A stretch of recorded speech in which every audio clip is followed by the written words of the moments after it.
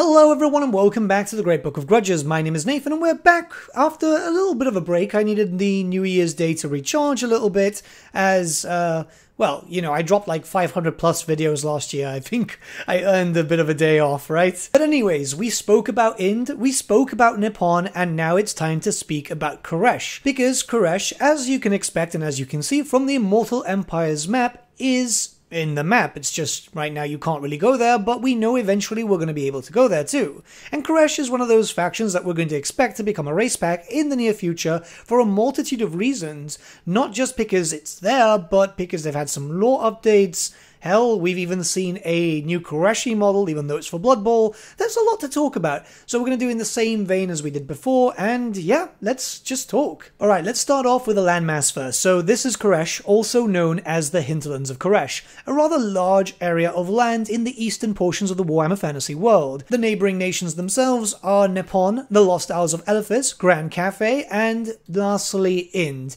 Well, there's also the Southern Chaos Waste, but it's not really too much of an issue as the beastkin of that area don't seem to travel much. Now, we don't really know too much about the hinterlands themselves, as this might actually be something quite interesting for you, but Khuresh wasn't originally here. This was actually originally Grand Cafe. This was something that happened around 6th edition or so, and then this is where the lore started being cemented with Warhammer Fantasy. But what we do know about this area is there's quite a lot of jungles, there's a decent amount of wastes, we know it's a tropical climate, and yes, humans do inhabit this area, but we don't know too much about the humans. In fact, a lot of what we're going to be talking about is going to be going into whole we don't know just yet type of situation, which is quite interesting considering that 40 years of Warhammer Fantasy, and yet Khuresh has never really received a lot of attention when it comes to writing for lore, especially when you compare it to the other eastern races, such as for example Ind, Grand Cafe, Nippon, you know, the areas where even then we still have a decent amount to go through. And finally, as you can imagine, since this area is in the far eastern portions of the world, it mirrors our own and it's actually inspired by, you know, Southeast Asia. So when it comes to the races who have dealt with Khuresh, not much is again known. The Beastmen have been found in this location, but then again there's Beastmen pretty much everywhere in the known world because, well, you know, wherever the tainting powers of chaos are, there's very likely a chance that you'll see some Beastmen. The Hyles are very much aware of the dangers of the hinterlands of Khuresh, mostly because of their control of the Gates of Caliph, which kind of acts as a, well, pretty much how the Straits of Gibraltar work in real life in a sense. If you control that, you control a very strong area of water passage, but even then, their trade routes don't actually go into the hinterlands themselves, and it's very likely because, well, they know what's there. You see, there's loads of rumours that are whispered among the common folk, and it's not just for the High Elves, but the Men of the Empire, Bretonnia, the Dwarfs, any sentient species will kind of hear some tales of very strange happenings. Tales of blood magic, really strange looking monsters and terrifying at that, and not only that, but a race of sentient creatures who, if left unchecked, could cause a lot of damage to the Warhammer Fantasy world. That, of course, are the Snakemen of Khuresh, also known as the Naga.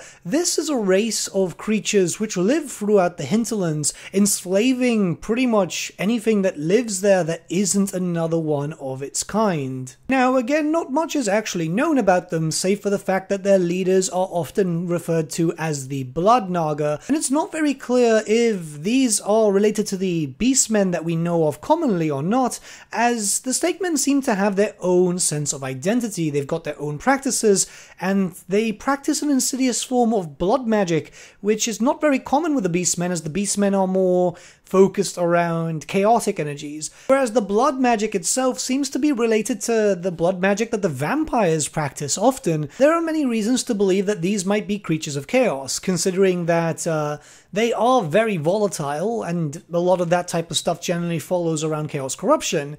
There is also theories that they might be related to the Lizardmen in one way, shape or form, as there is a lost city of the Old Ones in Khuresh. Many people have hypothesized that it could be that these were former lizard men who have been corrupted by chaos. This would be a first. There is another theory, however, that the Snakemen have always existed, long before the old ones even arrived. Primeval creatures that were there before the shaping of the world and are very similar or possibly even related to the Thamir. Now, if this is the case, whether or not they have joined under the powers of chaos like the Thamir did is right now unknown. This is something that we should, in theory, see more of in the future when we get more information regarding Warhammer the Old World. There has been some new lore for Khuresh, and we'll talk about that a little bit later. But let's stay on the topic. You might be wondering why I've been saying often that there's not a lot of lore for Khuresh, and that's because there simply isn't. Back in the 80s, a bunch of miniatures was released known as Chaos Snakemen, and that's pretty much it. That was 3rd edition. And every now and then we did get some mention of Khuresh, mostly in the High Elven army books, but again, that was pretty much it. Yet the interest in Khuresh from the player base has always been there, mostly because it's different, right? This is a race of snakemen, it's a race of intelligent creatures, very different to, say, for example, the Skaven or even the Orcs. And that's always been a point of curiosity for people, which is why you see so many people hypothesizing about it. But Khuresh has been long dead in lore until very recently, where again, interest started coming back. In Warhammer Fantasy Roleplay 4th edition, very recently did we have a new lore update for Khuresh. Not a lot, but it did confirm that the Dreadmore, a rather cool looking model from way back in the day in Forge World, actually was quite a big fan of these. Originally they were linked to Chaos, as most things in the Monstrous Arcanum, but nowadays it's linked to the Blood Naga Queens. Apparently that they are created, not born, but actually created by the Blood Naga. And it's a very interesting quote by a Jade Wizard, which goes as follows. There are those within my order that believe the Dreadmore originally comes from the distant lands of Khuresh.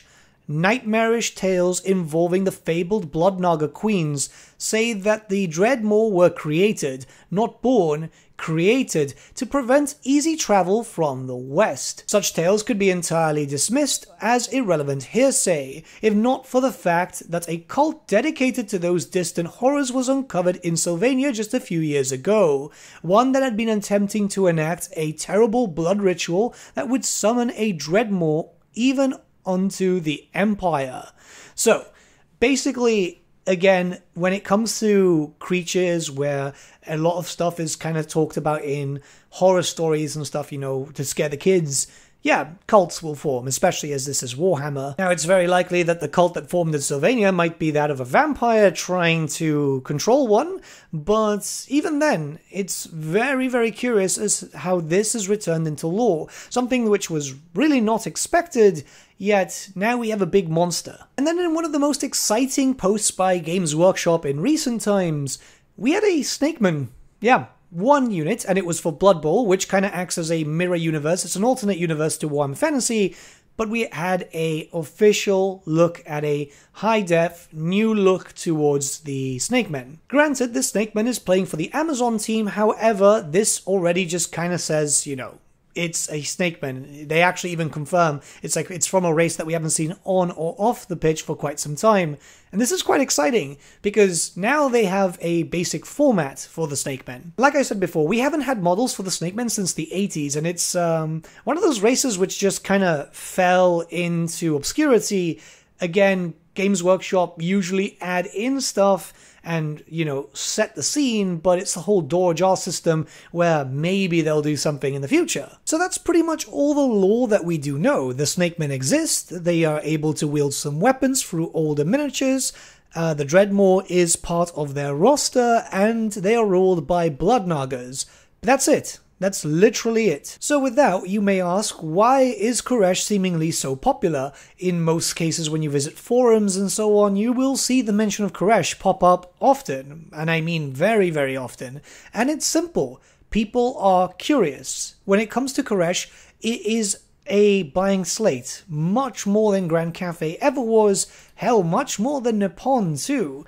Yet, there's always still a lot of curiosity when it comes to Khuresh. A big part of that fandom for Khuresh is also linked to the Khureshi fan project. This is helmed by a bunch of talented writers, artists who are creating their own fan version of Khuresh, And yeah, it's pretty grim, it's pretty much very heavily inspired by Warhammer, and it fits really well with the narrative. The people behind it are obviously very inspired by Warhammer. They did something, well, some of them actually did something very similar with Grand Cafe prior to Grand Cafe's official announcement, and it's honestly very, very cool. I'll leave it linked in the description if you want to read over it, because it's honestly a really good website. Keep in mind again that this is a fan project, but it's actually going to have a lot of relevance when it comes to later on in this video. Now, despite everything that I've said with not knowing so much, how could Khuresh realistically be a DLC? First up, there's the parallels with Grand Cafe. Khuresh had very few miniatures, so did Grand Cafe. No official full army, same as Grand Cafe. No legendary lords, same as Grand Cafe. You see what I mean here?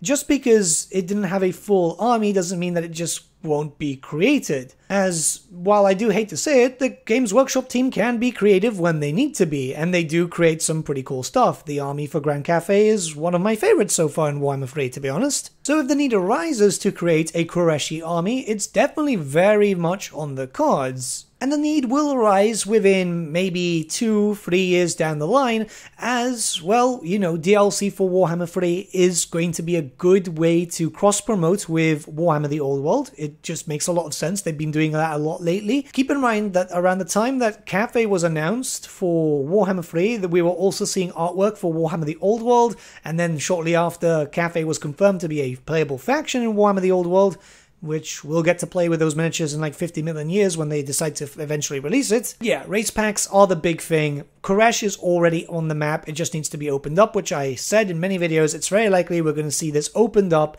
and have minor factions populate it first, and then in the future introduce the Snakemen, again 2-3 years down the line, as I'm expecting a race pack a year at the very least. In my honest opinion, I think that we'd see Ind before Khuresh, so we'll get Chaos Dwarfs hopefully this year, knock on wood. Then Ind makes a lot more sense as a race pack because it's going to be mostly a human nation, so they can easily reuse the rigging and so on. That will buy them time to actually flesh out the ideas for, well, Khuresh, or the Snakemen, how they're supposed to work, how an army is supposed to work like that. The fact that new lore and new miniatures, well, technically new miniatures because the Dreadmore is actually quite old, but you know what I mean, and obviously the Snakemen player, but those are arising lately. This has been like a year and a bit worth of drops for Khuresh, which has been the most that they've had in, well, ever. But let me ask you this, why would they specifically move the Dreadmore to Khuresh, just giving it that name, saying it's from there, without any intention in the future, right? It makes a lot of sense. Yeah, I know a lot of people are going to be saying here, oh yeah, but that's Warhammer Fantasy Roleplay. But no, they're connected. They're definitely connected. Anything that is a lore change like that needs to be approved by Games Workshop. The fact that we had a new miniature for Blood Bowl, which Blood Bowl is an alternate universe, yes, but why would they specifically bring back a Snakeman if it wasn't just to, you know, gauge interest in some way, shape, or form? It's kind of like testing the waters, and I believe that they're actually doing this because they want this, right? You have to think about it in this way too. The big way that Games Workshop is going to make a lot of money for Warhammer the Old World is going to be by the introduction of new races and factions. Because, well, a lot of the old guards are going to come back, and they've got their armies still, right? I know a lot of you guys who have only just been recently introduced to the series have been buying miniatures, the older ones through, you know, eBay and all those sources. You've got your army. You don't want to build up another one of the same unless, you know, the new models are really, really cool. But, yeah, if they want to get a big ticket item, Cafe, Ind, Nippon, Khuresh, those are the ones that are going to get the most money in. Plus, we've already heard from Games Workshop saying, oh, you know, we're being able to do stuff that we weren't able to do before and so on. And that was all in reference to Kislev, but yeah, that's Cafe too. So we're seeing that, right? We're seeing that slowly creep in. Let's not forget the fact that when they did the Grand Cafe reveal for Warhammer the Old World, I mentioned this in the Ind video too, yeah, we only had the northern provinces, which is curious. Why not all of Grand Cafe? And I think it's mostly because they've already started doing some work on Ind and Khuresh, just, you know, mapping out the areas. And that's going to be a big thing because people are going to be like, well, that's what we can expect in Total War Warhammer 3. Or that's what we can expect in tabletop, right? In new lore. Because even the mention of a city or just a little bit of a hint of a logo will start to get people really, really interested. And the reason why they're probably not hinting now is because they're still trying to gauge interest or possibly busy with other stuff. Right now, when it comes to Warhammer the Old World, they're very much busy. Well, they've confirmed they're illustrating the rulebooks and so on. But the focus is on the old armies, likely also including Kislev and Cathay at the moment, before looking towards any other nation that just never had an army book. And they'll likely be gauging interest through unofficial sources too. So this again would be the Khuresh project, the fan-made project. Now yeah, that might sound something like Games Workshop don't do, but actually it was around a year ago when they did a what are you into, what tabletop stuff do you play. This is a survey which apparently goes out if you're signed up to the newsletter of Warhammer Community, and I only found out about this through another creator. But when they were asking about other systems and so on, they specifically mentioned the Warhammer Armies project, a fan-made edition of Warhammer Fantasy, which is actually very, very cool. I really enjoy it. It's done by a very die-hard fan, introducing loads of fan-made army books, even for races and factions, which we never really had. But the fact that Games Workshop are looking at fan-made projects, yeah, that's a good way to gain interest, and I think that's a bit of a reason why we ended up getting the Old World announcement. Obviously paired with the popularity of Vermintide and Total War Warhammer, but they obviously want people to buy miniatures, and seeing people interested with a fan project is likely going, oh well, this could work officially, we could make a lot of money with this officially. So I do really think that Khuresh could end up being as a DLC, like I said, 2-3 years down the line. I've got my own vision for it, obviously loads of big snakes and big monsters, human servants, well, slaves obviously to be able to be early chaff, because it kind of makes sense as those who kind of worship the snake-like deities in an effort to not be sacrificed, but will be sacrificed, because Khuresh. Very powerful snake men, which will be from mid-tier all the way to high-tier, heavily armored, some without, some with bows, magic, as you can expect, but then adding in the Dreadmaw, possibly other big creatures too, and then blood magic, which we know nothing about. Some similarities were obviously drawn in with the magic used by the vampires, but I imagine it to be maybe very, very similar, but like ever so briefly, but then loads of like damaging debuffs and monster summons, because obviously if you're creating these creatures, it just kind of makes sense, right? The big question is really what alignment they'll fall under. It's pretty clear, or at least the way I'm interpreting it, is that the early Khureshi Snakemen were supposed to be a Chaos faction. This is why they were known as Chaos Snakemen. But a lot of things could have changed. Obviously, a vision could have changed when it comes to the creative direction, right? The way I'd like to see it in a personal way, I don't know if this is what Games Workshop will actually do, is that the Khureshi Snakemen were actually part of Chaos originally. A primeval race which was favored by the Chaos Gods in a very similar sense to that of the Famir, but when the Chaos Gods' attention started going towards humans, because, you know, they're a bit more fun to play around with, they started to get ignored by the Chaos Gods as the Famir did. Now, this is where the stark contrast comes in. The Famir are constantly trying to get the attention of Chaos once again. They want to be the favored sons. My headcanon, I think that this would be the best way to go, is instead of them trying to get the attentions of Chaos back, they decided to openly oppose them as they deem themselves the true ruler of this world. Very likely using the essence or the bones or anything of a deceased old one that might have fallen during the shaping of the world when the Chaos invasion happened. So they would be considered a neutral faction in terms of alignments. It's not really neutral, but you get what I mean. Where they're serving themselves and don't really have any other allies. They're completely alone. They want to enslave humanity for taking the attention away, but also want to pretty much kill and destroy anything in front of them, anything that isn't another Snakeman. I don't know, it's just a little theory I have, and I wanted to discuss it because it's very likely that that could actually be the thing. You never know. The fact that there was a Temple of the Old Ones there, I mean, it just kind of makes sense. Or they could actually just be evil, corrupted lizardmen. But I really don't think that's possible. Yeah, lizardmen can go feral, but I don't think they can be corrupted. I don't know. Or maybe they're going to change lore very, very drastically. But yeah, let me know what you guys think in the comments below. What do you think about Khuresh? How would you see Khuresh being fleshed out? And let's start a bit of a discussion. I wanted to talk about Khuresh today, because, yeah, I was sorting out my Dreadmore Mini, and I was really disappointed about the Dreadmore because it was warped. If you guys have ordered from Forge World before, you'll know. But yeah, it's like, well, I can talk about Khuresh today. Yeah, that would be quite exciting. But yeah, let me know what you guys think, and I'll see you all again very soon. I hope you guys are recovered for the new year. Hopefully big things are going to come.